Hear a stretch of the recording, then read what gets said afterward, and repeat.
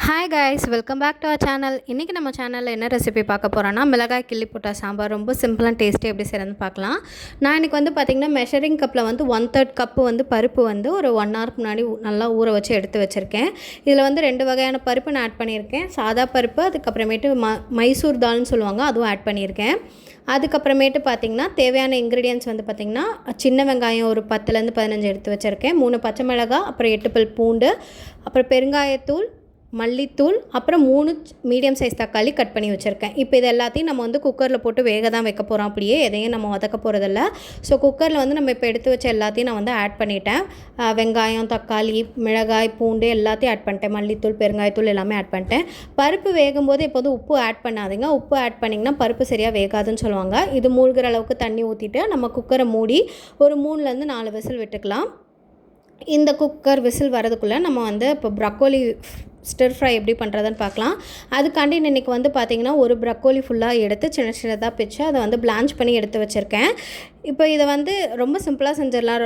ரொம்ப இன்க்ரீடியன்ஸ்லாம் தேவையில்லை. இதை நம்ம வெறும் உப்பு, மிளகாய்த்தூள் போட்டு தான் வதக்க போகிறோம். பொரிக்க போகிறது கிடையாது. பேனில் எண்ணெய் ஊற்றி தான் வதக்க போகிறோம். இப்போ இது செய்கிறதுக்கு பார்த்திங்கன்னா நான் ஒரு பேனை ஹீட் பண்ணியிருக்கேன். பேனை ஹீட் பண்ணி அது ஹீட் ஆனோடனே எண்ணெய் ஊற்றிக்கிறேன். எண்ணெய் சூடானோடனே ப்ரக்கோலி ஆட் பண்ணிவிட்டு உங்களுக்கு நான் காட்டுறேன். இப்போ எண்ணெய் நல்லா சூடாகிடுச்சு. இப்போ நம்ம எடுத்து வச்சுருக்க ப்ரக்கோலி ஆட் பண்ணிக்கலாம். ப்ரக்கோலி உடம்புக்கு ரொம்ப நல்லது. கிடைக்கிறப்போ அதை கன்சியூம் பண்ணிக்கோங்க. உடம்புக்கு ரொம்பவே நல்லது. பீரியட்ஸ் ப்ராப்ளம்லாம் இருக்கு இல்லையா, அவங்களாம் அதை நிறையா கன்சியூம் பண்ணிக்கிட்டால் நல்லதுன்னு சொல்லுவாங்க. ஸோ இப்போ எண்ணெய் காஞ்சிருச்சு. இப்போ நம்ம எடுத்து வச்சுருக்க ப்ரக்கோலி ஆட் பண்ணிக்கலாம். ப்ரக்கோலி ஆட் பண்ணிவிட்டு இது வதங்க தேவையான அளவு உப்பு போட்டு நல்லா வதக்கி விட்டுட்டு அதுலேருந்து தண்ணி நிறையா வரும். அந்த தண்ணியெல்லாம் சுருண்டு அந்த ப்ரக்கோலி நல்லா வெந்து வர வரைக்கும் நம்ம வேக வைக்கணும். இப்போ பார்த்திங்கன்னா நல்லா தண்ணியெல்லாம் வத்திருச்சு. இப்போ நம்ம மிளகாய்த்தூள் போட்டு இதை நல்லா பரட்டி விட்டுக்கலாம்.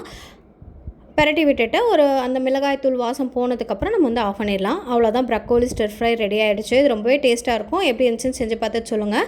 இது தேங்காய் எண்ணெயில் செஞ்சிங்கன்னா அவ்வளோ சூப்பராக இருக்கும். தேங்காய் எண்ணெயோட ஃப்ளேவரோட சூப்பராக இருக்கும். இப்போ சாம்பாருக்கு நம்ம தாளிப்பு கொடுக்கணும். ஸோ அதுக்கு பேனை ஹீட் பண்ணிக்கலாம். பேன் ஹீட் ஆனோடனே எண்ணெய் ஊற்றிட்டு அதுக்கு தாளிக்க என்னென்ன எடுத்து வச்சுருக்கேன்னு பார்க்கலாம் வாங்க. கடுகு, உளுந்தம்பருப்பு எடுத்து வச்சுருக்கேன். கொஞ்சோண்டு சீரகம், அப்புறம் 4-5 மிளகு எடுத்து வச்சுருக்கேன். அதுக்கப்புறம் 2 வரமிளகாய் கிள்ளி வச்சுருக்கேன். ஒரு 10 சின்ன வெங்காயத்தை கட் பண்ணி எடுத்து வச்சுருக்கேன்.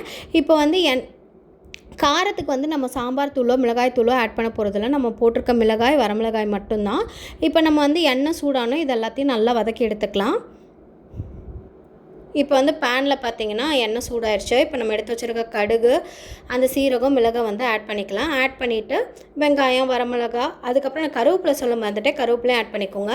இப்போ இது வதங்க தேவையான அளவு உப்பு போட்டு இதை நல்லா சுருளை வதங்கிக்கலாம். வதக்குனதுக்கப்புறம் நம்ம சாம்பார் இதில் ஆட் பண்ணிக்கலாம். இப்போ பார்த்திங்கன்னா பருப்பு நல்லா வெந்துருச்சு. இந்த மாதிரி ஒரு ஸ்மாஷரோ இல்லை மத்தோ உங்கள்கிட்ட இருந்துச்சுன்னா அதை வச்சு நல்லா இந்த மாதிரி மசிச்சு விட்டுக்கோங்க. இப்போ பார்த்திங்கன்னா நம்ம வெங்காயமும் நல்லா வதங்கிடுச்சு. இப்போ நம்ம எடுத்து வச்சுருக்க பருப்பு இதில் ஆட் பண்ணிக்கலாம். இந்த மாதிரி கொதி வந்தோடனே ஆஃப் பண்ணிடுங்க உப்பு பார்த்துட்டு. அவ்வளோதான், ரொம்பவே சிம்பிள் அண்ட் டேஸ்டியான மிளகாய் கிள்ளி போட்ட சாம்பார் ரெடி ஆயிடுச்சு. இது என்ன ஒரு 5 to 10 நிமிஷம் இருந்தாலே செஞ்சிடலாம். நான் முன்னாடியே சொன்ன மாதிரி நிறைய பேர் நம்ம சேனலை சப்ஸ்கிரைப் பண்ணாமல் பார்த்துட்ருக்கீங்க. ஸோ தயவுசெய்து சப்ஸ்கிரைப் பண்ணிவிட்டு பாருங்கள். அது எனக்கு ரொம்பவே மோட்டிவேஷனாக இருக்கும். ப்ளீஸ் சப்ஸ்கிரைப் பண்ணிட்டு பாருங்கள். இது எப்படி இருந்துச்சுன்னு செஞ்சு பார்த்துட்டு கமெண்ட் பண்ணுங்கள். தேங்க்யூ ஃபார் வாட்சிங். இதே மாதிரி இன்னொரு வீடியோவோட உங்களை சந்திக்கும் வரை பாய்.